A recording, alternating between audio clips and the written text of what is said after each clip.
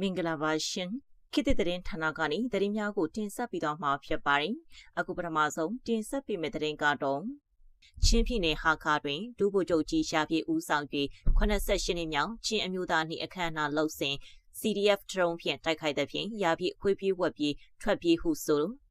စစ်တပ်ကမှုဒရုန်းကိုဖျက်ချနိုင်ခဲ့ပြီးလူထိခိုက်ဒေဆုံးမှုမရှိဟုသတင်းထုတ်ပြန်ပြီးရာပြေချက်ချင်းဟာခါမြို့မှာကလေးမျိုးတို့ထွက်ခွာသွားတယ်ဆိုတဲ့သတင်းကိုတင်ဆက်ပေးသွားမှာဖြစ်ပါတယ်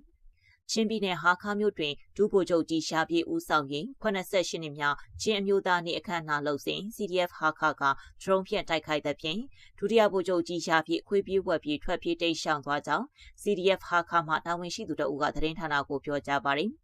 ်ဖေဖော်ဝါရီလ20ရက်နေ့ဟာခါမြို့နယ်စုပေါင်းရုံးနှင့်ခရိုင်စုပေါင်းရုံးရှိတွင်88နှစ်မြောက်ချင်းအမျိုးသားနှင့်အခမ်းအနားပြုလုပ်နေစဉ် CDF ဟာခါ၏ဒရုန်းတပ်ဖွဲ့ကအတိကန်ဒရုန်းဖြင့်တိုက်ခိုက်ခဲ့ကြောင်းအဆိုပါအခမ်းအနားသို့ဒုတိယဗိုလ်ချုပ်ကြီးရှာပြည့်စမှုဝင်ကြီးချာလီတန်ဝင်ကြီးမောင်မောင်တင်ချင်းပြည်နယ်ဝင်ကြီးချုပ်ဒေါက်တာဝုံဆွေထန်းတို့တက်ရောက်ခဲ့ကြကြောင်း CDF ဟာခါ၏ဒရုန်းတပ်ဖွဲ့၏တိုက်ခိုက်မှုကြောင့်မရှုမလပွဲပြတ်သွားခဲ့ပြီးချင်းပြည်နယ်ဟာခါတွင်3ရက်ခန့်နေရန်ပြင်ဆင်ခဲ့သောဒုတိယဗိုလ်ချုပ်ကြီးရှာပြေမှခွေးပြေးဝက်ပြေးထွက်ပြေးတိမ်ရှောင်ကချက်ချင်းပြန်လှည့်သွားခဲ့ရကြောင်းသိရပါတယ်။ CDF ဟာခါ၏ပြောရေးဆိုခွင့်ရှိသူကမူလူထိခိုက်ဒေဆုံးမှုရှိတယ်လို့တော့သိရှိထားပါတယ်ဗျာအကြံဖတ်စစ်ကော်မရှင်ရဲ့နိုင်ငံရေးလှုပ်ရှားမှုတွေစီးပွားရေးအကျိုးဆောင်လုပ်ငန်းတွေအဖွဲ့အစည်းလှည့်ပတ်မှုတွေမှာကြောတောင်းနောက်ခံပြုနေတဲ့မိသူမဆိုကိုစစ်ရေးအရာထိရောက်စွာဆက်လက်အရေးယူဆောင်ရွက်သွားမှာပြဟုသတင်းဌာနထံသို့ပြောဆိုပါတယ်အကြံဖတ်စစ်တပ်ထုတ်ပြန်ချက်တွင်မူ88နှစ်မြောက်ချင်းအမျိုးသားနှင့်အခမ်းအနားကျင်းပပြုလုပ်နေသည့်ချင်းပြည်နယ်ဟာခါမြို့စုပေါင်းရုံးကို CDF ဟာခါအဖွဲ့နှင့် PDF ပူးပေါင်းအဖွဲ့များက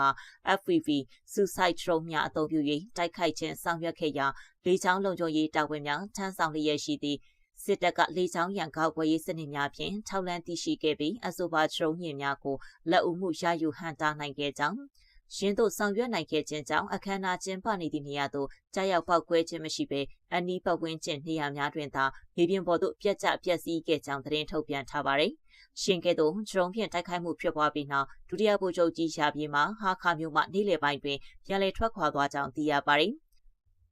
ဆက်လက်ပြီးဖားကန်ဒေသ KIA တပ်မဟာကိုဌာနချုပ်ကိုစစ်တပ်ပုံကျိန်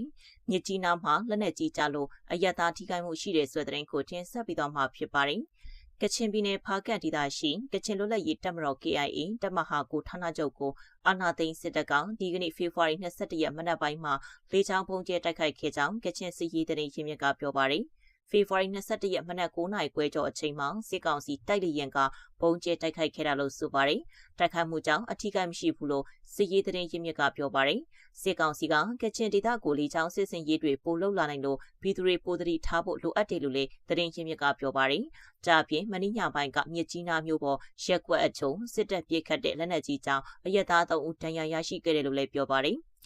မနေ့ညဖေဖော်ဝါရီ20ရက်ည8:00နာရီခွဲလောက်မှာမြစ်ကြီးနားလေဆိပ်မှာဒရုန်းနဲ့တိုက်ခိုက်ခံရလို့ခရီးသည်တင်လေယာဉ်ဖျက်ဆီးမှုအချို့ရှိခဲ့ပါတယ်။လူထိခိုက်ဒေဆုံးတာတော့မရှိပါဘူး။အဲ့ဒီတိုက်ခိုက်မှုကို KIA နဲ့ PDF ကလှုပ်ဆောင်ခဲ့တာလို့စစ်ကောင်စီကဝါဒဖြန့်ကပြင်းထန်စွာတုံ့ပြန်မယ်လို့အသိပေးထားပေမယ့်ကချင်စစ်ရေးသတင်းရင်းမြစ်တွေနဲ့ KIA သတင်းရင်းမြစ်အချို့က KIA PDF အနေနဲ့အယက်သားပြည်သူစီးတဲ့လေယာဉ်ကိုတိုက်ခိုက်မှာမဟုတ်ပဲ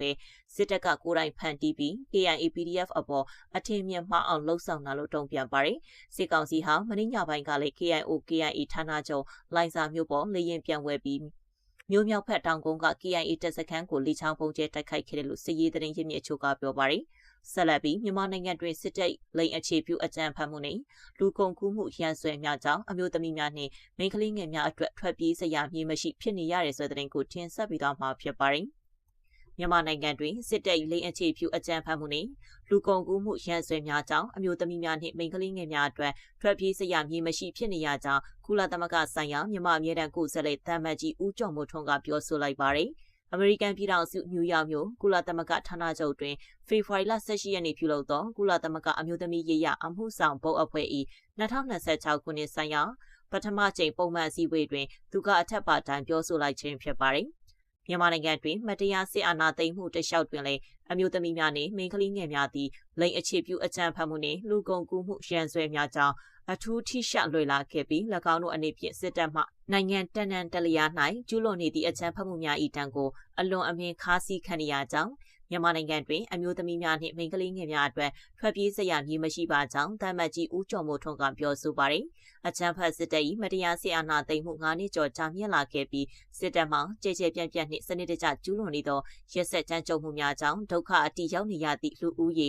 အစမတန်မြင့်မားလျက်ရှိကြောင်းပကတိဖြစ်ပေါ်နေသည့်ဗပောင်းဆောင်အကျက်တဲကအမျိုးသမီးများနှင့်မိန်းကလေးငယ်များရင်ဆိုင်နေရသည့်အန္တရာယ်ကိုပုံမမြင့်တက်စေလျက်ရှိကြောင်းလိမ္မိုင်းဆိုင်ရာအကြမ်းဖက်မှုနှင့်ထိပါနှောက်ယှက်မှုနေရစွန့်ခွာစေမှုကျန်းမာရေးနှင့်တရားမျှတမှုများပိတ်ဆို့ခံရမှုတို့သည်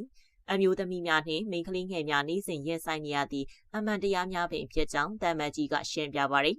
စေအုပ်စု၏အာဓမစစ်သားစုဆောင်မှုကြောင့်လည်းမိန်းကလေးငယ်များကိုယ်တိုင်နှင့်၎င်းတို့၏မိဘများအနေဖြင့်နေစဉ်နှင့်အမျှအကြောက်တရားအောက်တွင်ရှင်သန်နေရကြောင်းမြန်မာနိုင်ငံရှိအိမ်အောင်စုတိုင်းအတွက်စေအုပ်စုနှင့်၎င်းတို့လက်အောက်တွင်လောက်ကင်ဆောင်ရွက်နေသူများသည့်သာလျှင်ပင်မချင်းချောက်မှုဖြစ်ကြောင်း